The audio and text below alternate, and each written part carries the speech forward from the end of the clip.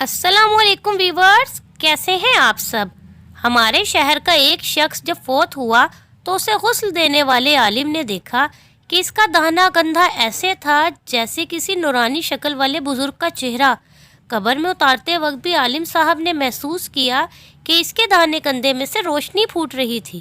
دفن کے بعد امام صاحب اس مردے کے گھر کے اور گھر والوں کو ساری کیفیت بتا کر وجہ پوچھی تو ماں نے یہ واقعہ سنایا۔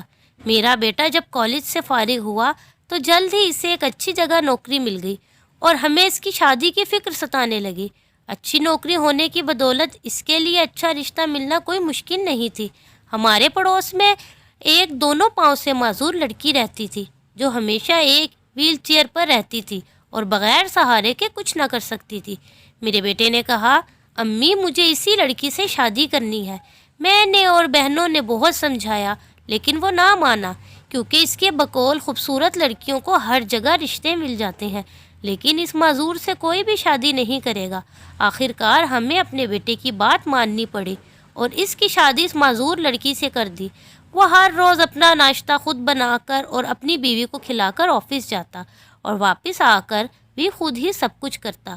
اپنی بیوی کو باتھ روم وغیرہ لے جانے کے لیے وہ اسے اپنے دہنے کندھے کا سہارا دیتا تھا اور اسی لیے اس کا دہنا کندھا چمک رہا ہے، کیونکہ اس نے اپنی زندگی کی آسائشیں اپنی معذور بیوی کے نام کر دی تھی۔ اللہ پاک ہمیں معذوروں کا احترام کرنے اور ان کی ضروریات کو سمجھنے کی توفیق عطا فرمائے، آمین۔